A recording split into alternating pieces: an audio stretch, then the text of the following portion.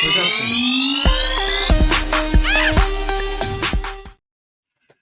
What's up, sports fans? Welcome to our conversation. Welcome to an episode, a little bonus episode, if you will, of the Cine-Men Movie Podcast presents King and Queen of the Ring. I'm one of your hosts, Juan. I'm joined by Jay. What's up, Jay? How's it going, guys? What's going Doing on good, out there in podcast land? Podcast land, man. You know what? I almost feel like I could do this like every day. Let me have a different conversation, different subject every day. I'm already doing this 3 times a week. Why not bump it up to 5? You know? Why not? I get a little nervous talking, even though you can't see me. I'm still getting nervous. It's been 3 months since I've joined you guys, and I still get nervous. So, Should be fun, man. I wanted to talk King of the Ring last week. King Didn't and Queen of the yeah, Ring. that's true. I gotta continue. I gotta keep that in mind. I wanted to talk about the show before it went live. Just life happened, didn't get around to doing it. So why not just talk about the events and everything after? So that's what we're here to talk about. We're going to talk about the King and Queen of the Ring. It was a fun episode, man. It was a fun show. I enjoyed the entire almost 3.5 hour event. If you guys did not join us last week for any of the episodes, really, we talked. Me and Craig really talked about the NCAA football game 2 weeks ago. And then last week on the movie podcast, we talked all about Flips Now. Yeah. A Vietnam War movie starring Marlon Brando and Martin Sheen. Apocalypse Now. It was a fun conversation, even though the movie really did feel like homework. It did. But today, like I said, we're talking King and Queen of the Ring. This was one of their PLEs live in Saudi Arabia, in a sold out Jeddah Superdome, a little over 40,000 people. We talked about this before we went on air, Jay. Like, you know, some of those Saudi Arabia shows feel almost like a golf show, real quiet. They're probably told a Japanese show in a way. Yeah, they're almost told. It almost feels like they're told, "Hey, you got to be quiet." But this one, like you said, this was a very raucous crowd. This crowd was amped. And you know what? I think you have to look back at Backlash and the France crowd. That France crowd stepped it up. Like they set a bar, and it's almost like, man, you guys need to just go out there and have fun, yell at whoever you want, sing whatever you want, and it makes the show like 10 times better. So, but I mean, and a lot of the Saudi Arabia shows in the past, they Hold on. My Wi-Fi's cutting out. Okay. Well, why you get your Wi-Fi set up? I'll just bring up the fact that like the past Saudi Arabia shows have like almost been like live house shows on a grander spectacle. Some of the matches not even dealing with storylines or big events going on. But the last few years, I'm sorry, my Wi-Fi went out a little bit. No, you're good. The last few years, these Saudi Arabia shows have really kicked it up a notch. And this year, the King of the Ring coming back, they're trying to make it feel, 10 times bigger, 10 times more grand than it has in the past. The past 10 years, man, they've made the King of the Ring just almost like. See, I still miss the format where they would have all the matches in one night. Yeah, but even though going back and looking at some of the past King of the Rings, there's some King of the Ring events where only the semifinals happen, and then there's some matches where all the quarterfinal matches happened, all the semifinal matches happened. So this year they didn't do that. They just made it to where the event has just the finals. But I missed the past where they would have the entire King of the Ring tournament that night, and it really was who is King of the Ring, who can outlast. Because that's what made me believe that. That's what King of the Ring was all about, was who could do it all in one night, like the way Bret Hart won it in 93. Yeah. The way Owen Hart won it in 94. They all wrestled their matches all in one night. It's like the bigger the King Because to me, it's always like, I always thought it was an endurance contest as well. Yeah. You can look at it that way. That's true. I had, while you were fixing your Wi-Fi or moving around, I had said that the last 10 years, the King of the Ring had just been completely like almost meaningless, making the finals on a SmackDown or making the finals maybe at a different PLE. To me, I really feel like the last King of the Ring that mattered was maybe either King Barrett or King Booker. Those are probably the last two The King of the last one to Ring. me that King Book. I was about to say the last one that really mattered to me was King Booker. Yeah. But let's get But ready. before we get into the King and Queen of the Ring, can we talk that we got women's champ Jordana Grace is supposed to wrestle Roxana Perez at the NXT pay per view, Oh and yeah. Ethan Page made his debut to attack Trick Williams. Yep. Sorry to jump ahead like that, but No, no, you're good. I I saw don't that. feel that we'd be able to talk to it about that. That'll be June 9th, Sunday, NXT Battleground. And Isn't that at the UFC arena? yeah, that'll be at the UFC complex in Las Vegas. I think that'll be pretty interesting. I did see though that Ethan Page isn't under contract with anybody. He's just kind of freeballing right now, and That, it's interesting to see. I love what they're doing with this. So, um, before we get into the King of the Ring results, do you see anybody from like the main roster going to TNA for like a show or two? if they send anybody, it'll be NXT guys. If my Yeah. That's my opinion. Since they're working with NXT, I think they would be NXT guys like Trick Williams to go over and do a match with somebody, their champion or whatever. Like So we're getting with before we dig into the King of the Ring, I have to mention this because it's kind of being talked about. Have you been keeping up with SmackDown? I here and there, but I'll see if I know what you're talking about. What do you think is going to go on with AJ Styles and Nick Aldis? AJ Styles is talking about how he deserves one more shot. Do you think it's leading into something bigger than what it is, or do you think it's just maybe a Money in the Bank qualifying match? Because AJ Styles is, he's going around SmackDown saying he doesn't have much time left. He wants to be world Oh, champion one AJ, time. Yeah, and then yeah. it almost looks like they're I, setting something up with Nick Aldis, or if it just looks like I don't know. It could just be nothing. Maybe I'm just not looking into it that good. I I just think that he's going to Nick Aldis, trying to plead his case, like give me one more chance, coach. That type of situation. You think it'll just lead into a Money in the Bank qualifying match? That's possible. So Well, because AJ's had so many shots here recently, they're gonna, like he said, you're at the back of the line, bro. You got to start over. man, that match was so good. We talked we talked the weekend before, but I don't think anybody thought that match. I knew that match was going to be good, but I don't think anybody thought that match would be like that. If I'm not mistaken, Dave Meltzer gave it 5 stars. He actually really liked it. That was the Yeah, first, and the crowd was just beyond phenomenal, man. that was the first match that wasn't in a Tokyo Dome without the Bucks that he gave a 5-star match. But let's talk about it. King of the Ring took place May 25th, 2024, in front of a sold out Jeddah Superdome in Saudi Arabia. The first match, pre show, Bianca Belair and Jade Cargill, reigning defending tag team champions, defeated Candice LeRae and Indy Hartwell. No surprise here, pinfall. The match went for 8 minutes and 5 seconds. Their Would you? finisher was gorgeous. I love their new finisher. If that's what they're going to do for a finisher, they need to keep it. It's like a code breaker and then into a suplex. They seem to gel a little bit better, but Jade still, you can still tell the Jade green just by Oh, the yeah. promo that they had later on in the show. And I think it's a brilliant idea to put her in a tag team with Bianca Belair.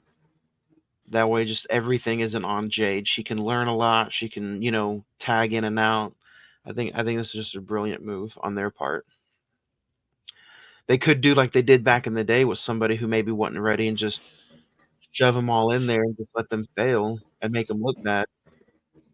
The days of them people failing, that's why there's NXT now. The days of failing, and that's where they fell. Is there. But it was that long of a match. It was a pretty quick, good tag team title match for the women's tag team championships. I I think do that like what they're doing with Candice LeRae, though. Her being mean, the mean girl, and then Indy Hartwell finally coming around to her side because there for a while, Indy Hartwell was like, "What are you doing? Why are you being such a bitch?" And Candace was like, "What are you talking about? I'm being perfectly fine."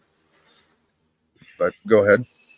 No, I was just gonna say that that's a tag team in Candice LeRae that they can finally like maybe just keep building up, and maybe one day they can like dethrone or hold those tag team belts.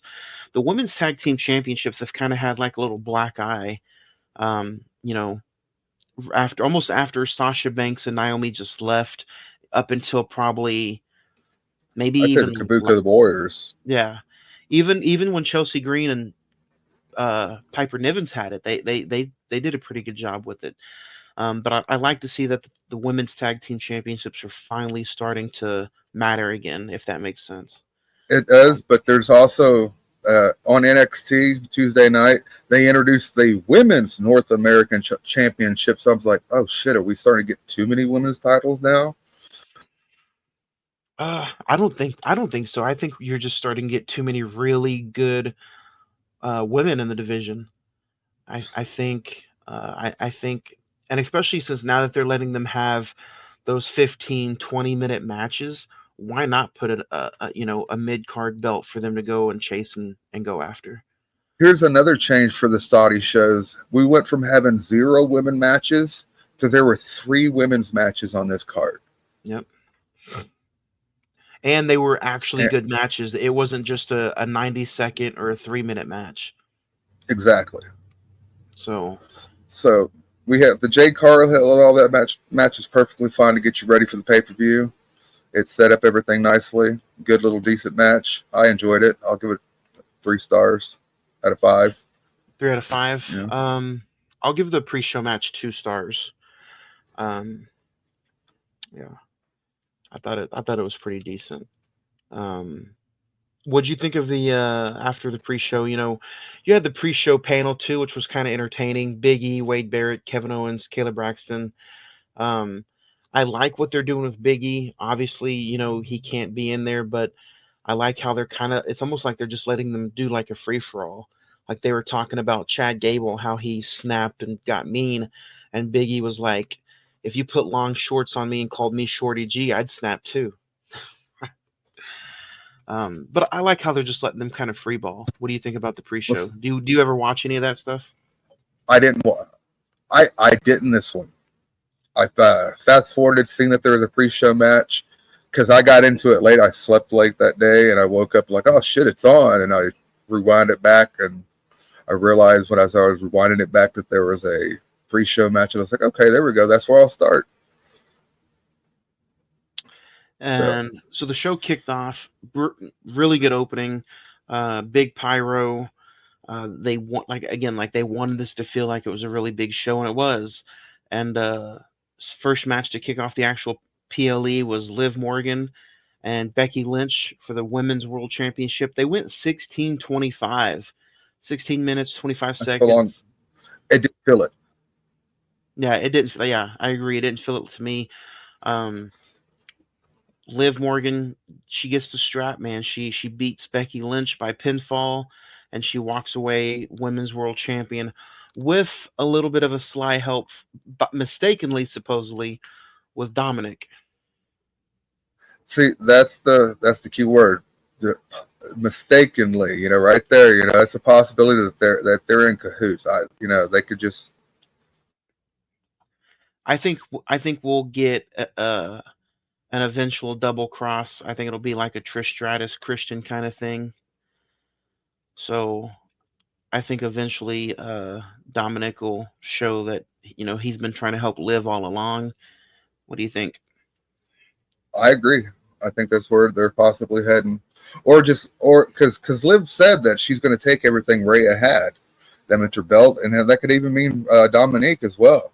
Because at the end of Monday Night Raw the following night, after she won the steel cage match against Becky, she made out with Dominic, but he pushed her away like, "What the hell are you doing?" Yeah. And she just licked her lips and smiled at him like, "Yeah, gotcha, gotcha." But I enjoyed the match was very back and forth.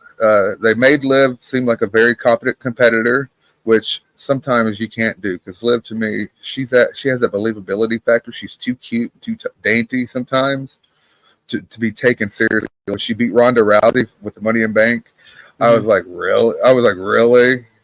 That's who they're gonna catch? Uh huh. Yeah, yeah. Ronda Rousey's gonna lose to her, or whatever. But they did. But that shows you, man. Like it goes all the way back. And when she said in her promo this past Monday, or at the King of the Ring, that she's been with the company for 10 years, I had to sit there and think, like, man, she has been there 10 years. And it's like, women nowadays in the WWE don't just get 10-year runs without by mistake anymore. Really. And she even had that issue where she got pulled over for marijuana like a few years ago. No one even a few years ago. It was Was it last year? yeah. Well, she was injured with her shoulder injury. Yeah. Um, But where do it's you? not. It's the marijuana thing today is not like it used to be. Back in the Yeah. day. So they caught her with some weed. Whoopie doo. Yeah, it's not like the whole RVD thing right after he won the WWE Championship. Yeah, it's like, yep, we got to strip you of the title, big boy. Um, if Rhea didn't get hurt at Mania, because I really do think she got hurt at Mania. Do you think she loses at King of the Ring, or where do you think this whole Liv Rhea thing would have went? I don't think. I think that the attack was. I don't think the injury is real at all, in my You know? opinion. I think it's a work. I think it's a work, and was a way about a roundabout way to get her off TV so she can have some time alone. I heard here she's planning a wedding and Um, this and that. So I that's my personal opinion. I think it was a work. I think that she's just and taking some time off to and recuperate. and you get the belt off of her without anybody really beating her. Exactly. You get an injury angle, Yeah. and you further along the Liv storyline of Liv's revenge to her. So So we're not and really then going to talk about the Monday Night Raw after with the whole cage match and all, but so that was before we can't. I actually want to talk about a couple seconds how they set it up in the beginning of the show with Braun Strowman being pissed at JD McDonough and everything, and him chasing him throughout the entire show, and they finally caught up with him. And when did he catch up with him? Right when Dominique was in front of the cage, and he pushes Dominique into the cage door. It slams in Becky's face. That was beautiful storytelling. That was like a beginning to end. You know what I mean? That just yeah. felt very cool. So before we rate the women's world title match, you think Becky will re-sign with WWE? I think she's going to take some time off, but I think she will. Her and Seth, I think they're lifelong WWE people. WWE gives them too much. So that being said, I think she'll re-sign too. I think too many people out there are playing with the whole factor that she might go to AEW. I think she's using that to her advantage. That way she can sign the biggest contract in women's history. Why not Should play get with that it? Charlotte Flair money. Yeah, why not play with it? Um, but women's world title match, I think I'm going to give this a 3.5. I'll agree with you there. 3.5 for me as well. Um, Next match on the card, you got Sami Zayn, Chad Gable, and Bronson Reed. Triple threat match for the Intercontinental Championship. Sami Zayn defeats and pins Bronson Reed 13 minutes, 40 seconds. Uh, this is Sami Zayn's technically it's his second championship defense after beating Gunther. Man, I gotta say, I honestly think Gunther had that Intercontinental Championship up so high and so good that does it feel like it kind of has taken a back seat I, just a little bit? I, in this match, for one, Bronson Reed was in it. I'm still not sold on Bronson Reed. I really can't stand the dude. I don't know why. I don't know what it is about him. I've read some of his Twitter stuff like that, and it's just like, nah, bro, just shut up and wrestle. And I don't think he's that good of a big man. He looks like a big Easter. It looks like an egg out there with legs. He's like Otis, a big old egg with eight legs. And for one, I really didn't care too much for the match. Like Same. I like Sammy and all, but there was just two other people in the match that I really didn't give two shits for. Yeah, I think this whole Chad Gable, Sami Zayn thing is going out too long. He already beat him like the second night, the week after WrestleMania. I'm not a Chad Gable fan. I think I hear a lot of people say, "Oh, they should put a microphone in and let him just be the next Kurt Angle." Like, no, there's not going to be the next Kurt Angle. I just don't think he's a good He's guy too to watch. small. He's a good guy to watch. He can work. He can get in there and just go with the best of them. But like, I don't think he's like the next big thing. Uh, I feel like Nope. it should have been a one on one between Sami Zayn and Chad Gable, and then just let Sammy go ahead and just finish it off, finish the storyline off, and move on to the next. There's Well, so what many. they did on Monday Night Raw, they had a beatdown on Monday Night Raw. That thing was so unconvincing, Yeah, and it was just a big waste of time on Chad Gable putting down Otis and the rest of the Alpha Academy, and then Sammy coming out making the save and trying to make Otis seem, come on, Otis, you're a good guy, and then it was just like, thank yeah, God I recorded this because I'm fast forwarding this shit. It's boring. yeah.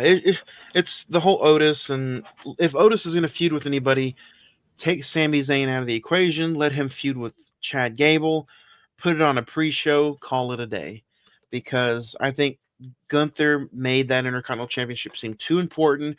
Sami Zayn needs to go ahead and just, He you needs know, more high profile people to go up against. And yeah, Bronson Reed and Chad Gable are not those high profile people. I agree.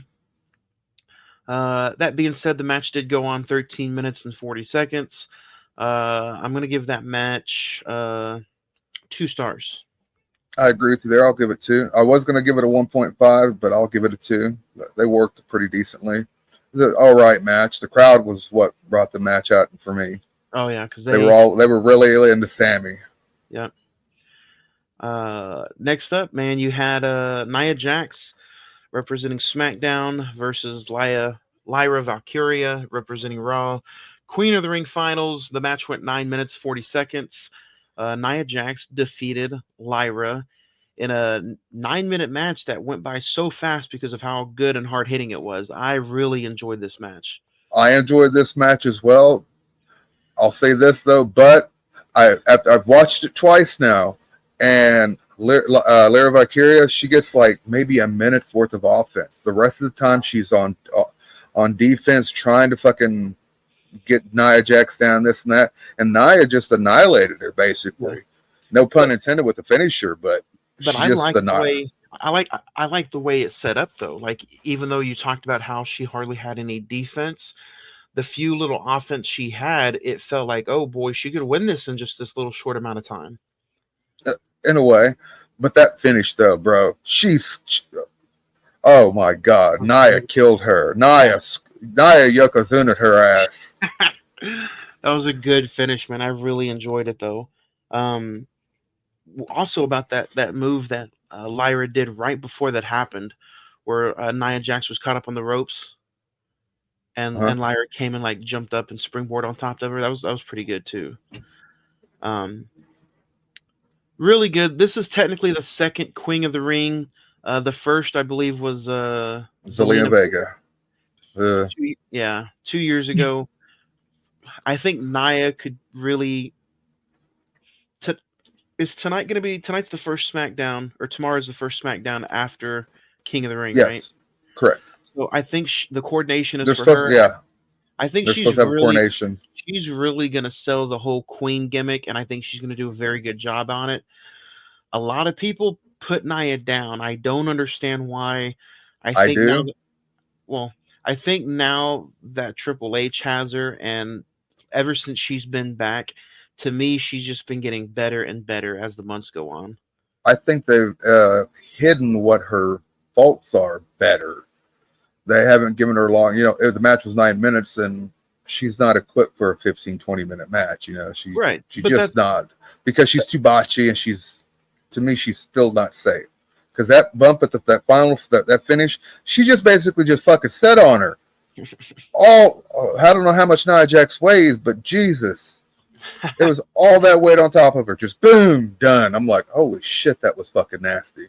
I think that's the perfect way to set her up, though. Like, she doesn't need 15, 20-minute matches. She doesn't have to go in there and shoot like a Kurt Angle or Bret Hart. Let her go in there and let her just smash people. Some And Brock Lesnar shit. yeah, and she's still decent enough to where she can make it work, and I think she still has charisma.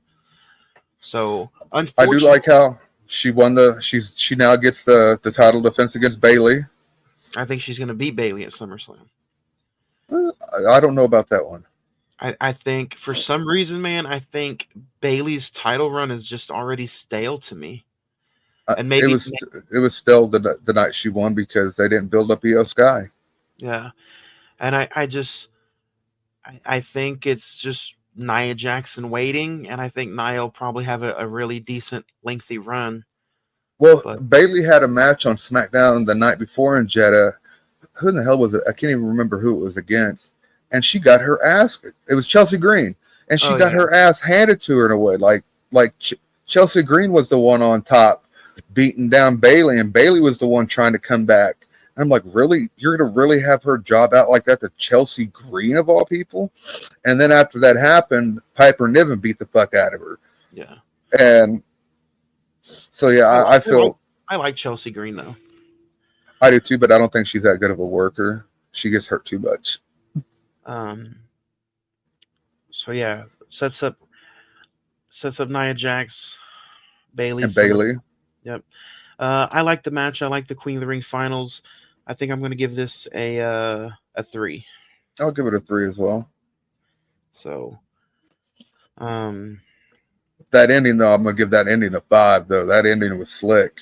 good ending. And I do like the way Triple H was in the ring. You can tell like it was a real personal moment between the two. What'd you think of that? I agree. Them hugging and shirt, she had tears in her eyes, and then Kayla Braxton comes and interviews her, and she's like, "Look here, I don't want, no, screw Yeah. you." Yeah. And um. that right back the hill she went. Yep. Which was good. She's good at it. I never liked her as a face. I didn't Um. have it either. Man, some most considered match of the night.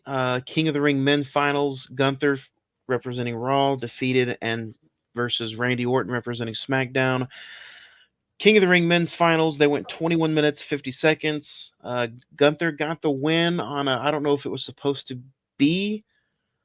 I don't know if it was supposed to look like that or not, but I Gunther don't think it wins. was. Gunther wins. Kind of via like a roll up. Um, what man? This match was hard hitting. I really like this match a lot.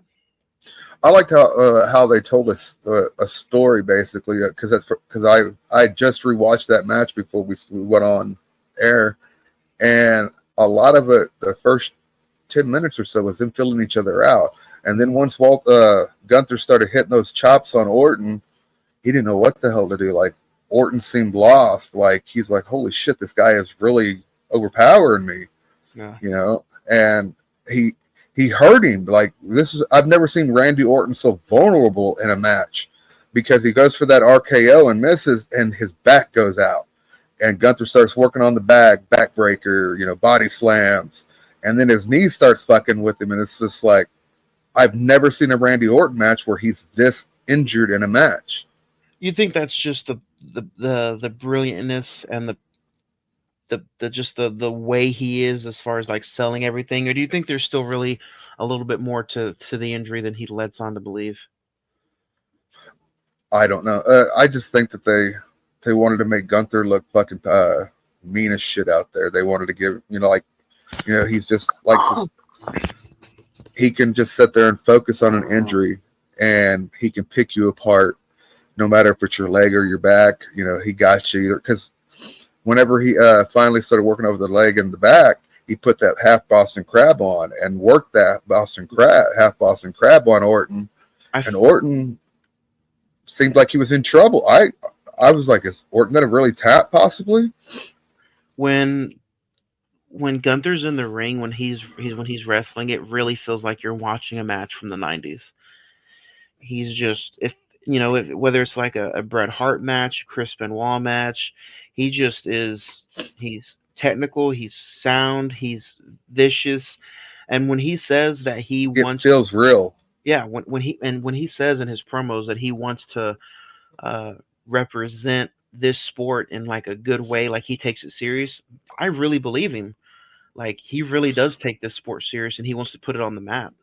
what makes me laugh, I know this is hearsay though, that before he joined the main NXT roster because he was doing NXT UK, was that he didn't want to travel and do the entire circuit like be on Raw or SmackDown. He didn't want to do none of that stuff. He just wanted to stick to the UK stuff, maybe a Yeah, little NXT stuff, but I don't know what crawled up his ass where he changed his mind. But thank God he did because that man. I heard the same story, and I heard they took him and Keith Lee in the room and said that you guys have to lose a little bit of weight and get really, really like in better shape and technical. And one took it serious and the other one didn't. And now you see where Keith Lee is.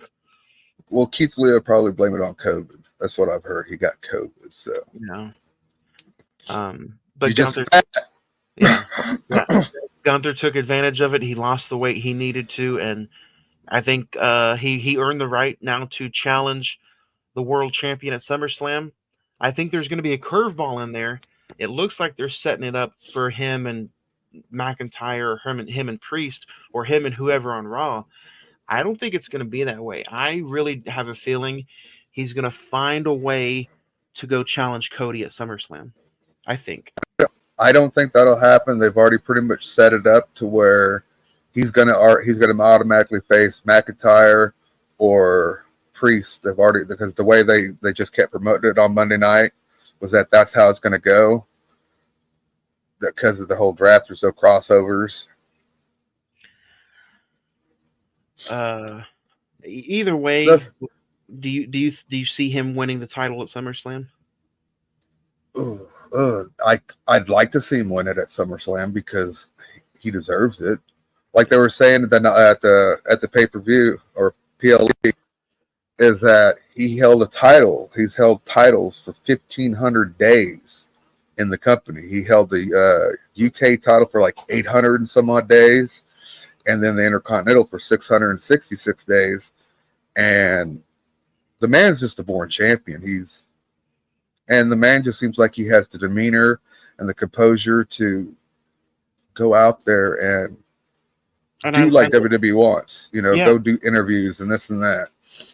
and I love that he's like from another country. I love that. I love the whole, and he's not. I don't want to use this word in that kind of way, but I like the whole Nazi feel of him. Like they're making him seem just like one of those assholes.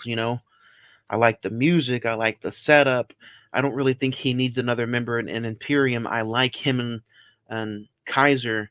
I don't think they need somebody else, but man, I really do. Giovanni Giovanni was a waste. Yeah, I really do feel like Gunther can just be that heel that WWE needs for like the next 10 years.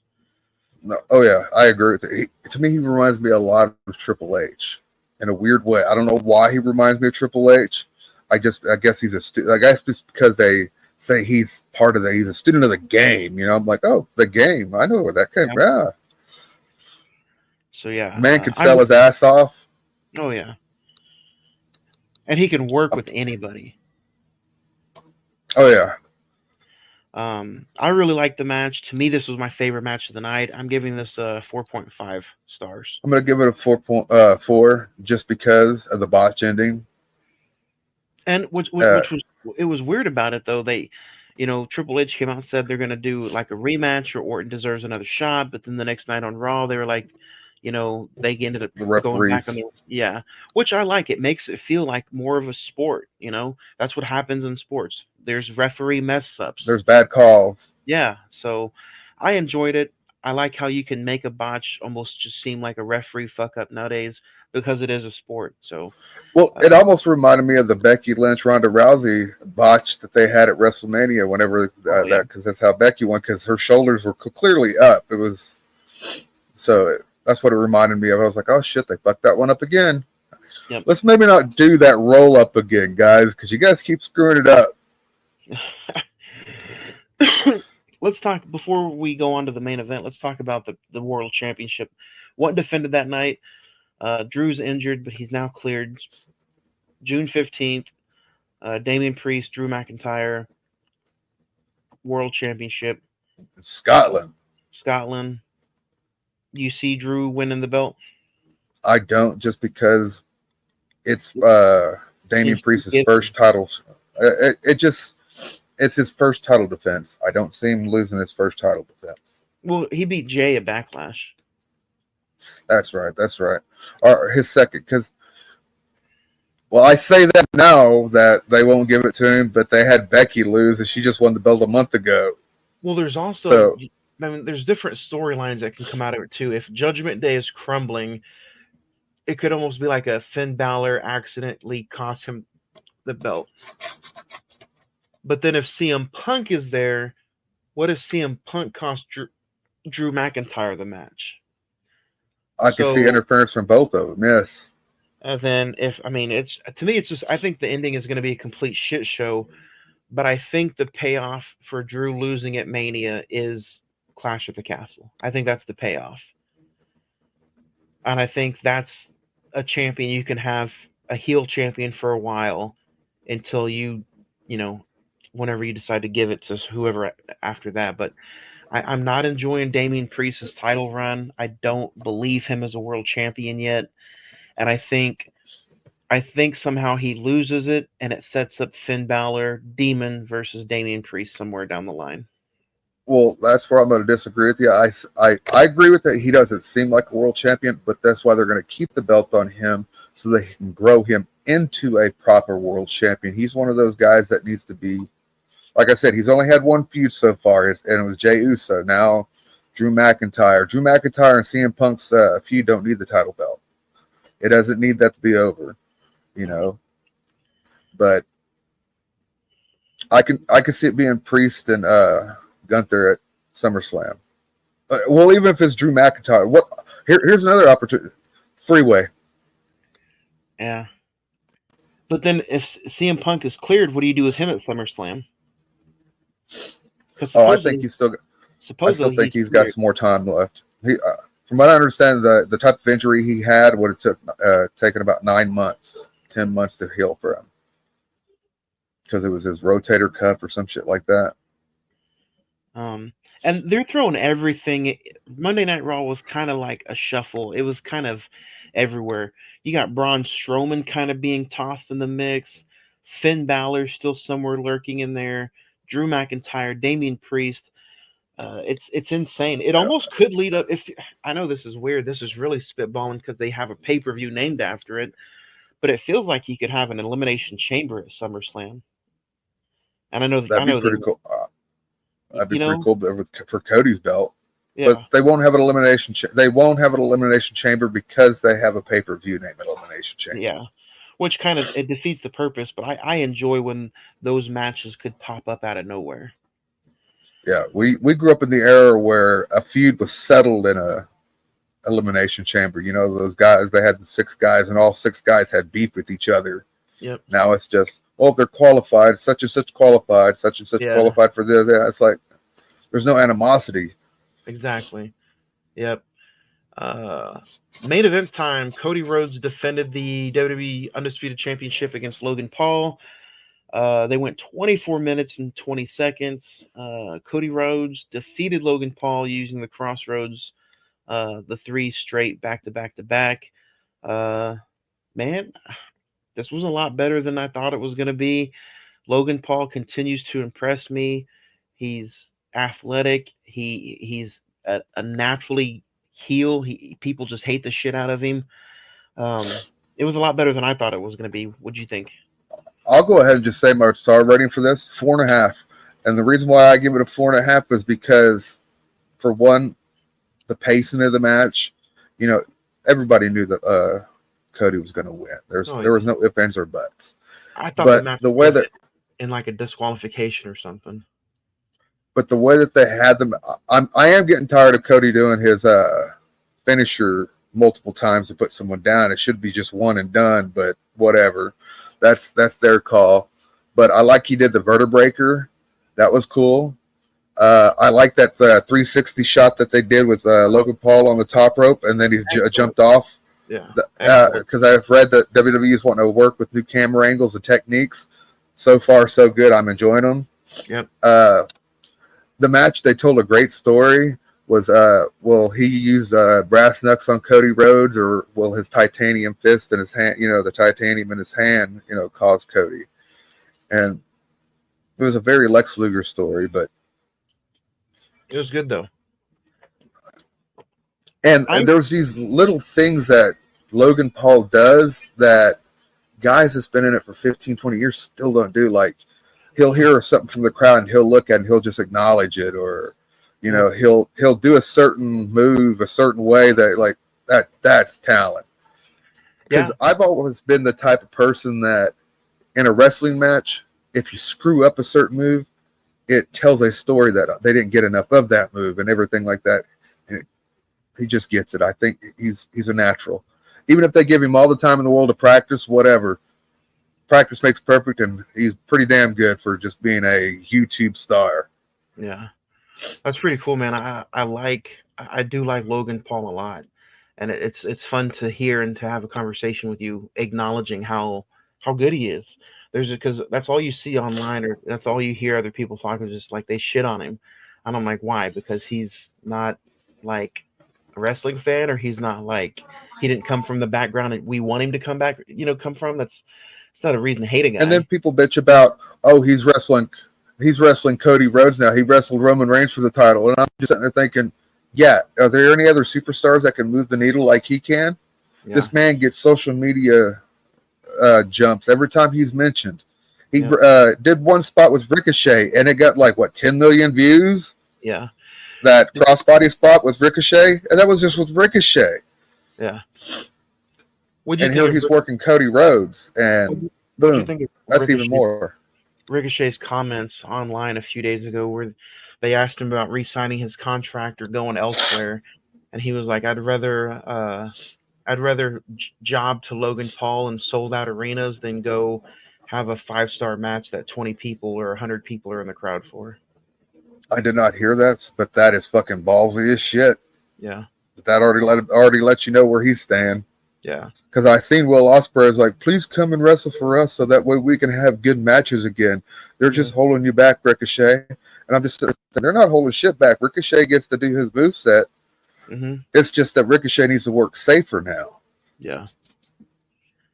But yeah, he said that, and that kind of solidified, I think, him staying with the WWE. Um, for the simple fact that he gets to do it in front of sold out crowds all over the world. Um, I you already gave your star match. I like this match a lot. I'm gonna give it a 4.25. Um, I just like the Gunther match a little bit more. I'm really hot on Gunther right now. Um, this match also, like you said, Logan Paul doing some small things. Uh, him and Michael Cole having like a little stare down, and Corey Graves getting involved. You're Um, having to step in and be like, hey, hey, hey, hey, I'll yeah, defend Michael Cole if I have to. You need to yeah. back up, dude. They're always throwing little Easter egg hints that something might happen between the two. With Corey Graves getting back in the ring and wanting to do things part time and also commentate, you see anything between Corey Graves and Logan Paul? You think they I maybe could see. planted some seeds I there? could see them if they continue working Michael Cole into it like they have been, and Logan Paul just goes viciously at Michael Cole, It'd almost be like a and JR and King back in the day with Taz. exactly where King gets up and is like, "I'll take your ass on if you keep talking shit about him," Yeah, and that'll be exactly what happens. And Corey Graves will be like, "Look here, me and you, buddy. If you want to keep running your mouth, go yeah. right ahead." I think they planted the seeds there, and I think you see LA Knight take the US title off of Logan Paul, maybe with some help from Corey Graves, and maybe that sets up Corey Graves with one of his little part-time matches that he gets. Speaking of LA Knight, that fucker was over big time in Saudi Arabia Yeah, he because he was was. he wrestled in that 6-man tag. It was him and the Street Profits versus Carmelo and who else? Come on, Uh, I can't recall, but it was a 6-man tag, and they just went fucking crazy. Yeah, yeah, yeah. Hear a Saudi Arabia crowd go off like that? That was crazy. yeah. Overall, it was a really good event. I like the planting of the seeds, getting ready. Man, it's going to be a hell of a summer. You have Clash of the Castle June 15th. And just about Money, 2.5 weeks, right? yep, Money in the Bank 4th of July weekend, and then the first 2 days of August. August 2nd, I believe you have SummerSlam. Uh huh. Uh huh. So yeah, what a summer for WWE and all these shows. I used to hate SummerSlam growing up because it used to be the like Sunday nights, and the very next day when school would start, I'd be like, "Oh Yep. man, I can't wait for SummerSlam." But the SummerSlam was like, "Damn it, we got to go back to school tomorrow." Yeah. What do you think about SummerSlam being a 2-day event starting in 2 years, 2026? It's I think it'll work beautifully. It'll be just like WrestleMania. The 2 night things have done wonders. Yeah. I want to talk about this, then we can get ready to get out of here. But all the big pay-per-views, the big four, they treat them massively, right? Rumble Stadium, Mania Stadium, SummerSlam Stadium. Why do you think, sir? Is it because of the cold weather, or why do you think Survivor Series is not getting a stadium show yet? To me, because they don't Survivor because they don't Series, run Survivor Series like they used to. it does not feel like as big as it used to feel. To me as well. It used to be, the entire card was different teams teaming up to take on each other, and it'd be elimination style matches, And now they sit there and be like, they'll sit there and have a one-on-one match and be like, can they survive this match? And that's well, there's Survivor Series. So he's trying to survive, and it's like, just go back to the original format. Just one time, give us one show where there's 6 matches on the cards and it's just nothing but fucking tag matches. We can handle that. We're okay. What do you Well, think I then? I, I still like the main event should still always be a War Chambers match, a War War Games game. match, though. So what do you think about? I mean, do you feel like it's still going to be just like in a smaller venue with two War Games matches? You think that's what No, Survivor Series Legacy is going to I, start being? I don't know even know where Survivor Series is being held this year. Me neither. So I Last year could, was in Chicago in the Allstate Arena. and that seats about 17,000. Yeah. So So I'd like to see them move to a stadium. They have they have indoor stadiums, so they have ways around all that. But it's becoming the big three now, if you ask me. yeah, that's true. Um, anything else you want to kind of talk about for King of the Ring, or anything going on this week? SmackDown's tomorrow. Um, they had a I pretty will decent. say this: thank God I recorded Raw, because if I had to sit through it live, I would not have made it through it because of the freaking commercials every 10 seconds. Yeah, The match commercials flow are is all completely broken up. They need to figure something out about those damn commercials, man. There's really just way too many on a 3 hour broadcast. 6 months, man. 6 months will be on Netflix and everything will be all right. Let's Um, hope so. and then to this day, I still watch the 90-minute edition on Hulu, and I find Monday Night Raw just fine. um, yeah, it looks like the next time we might talk wrestling, we'll probably have like we'll talk the post match results, probably after Clash at the Castle. So anytime after June 15th. So I think, yeah, I think this is fun. I think we'll probably start doing some of these shows like this.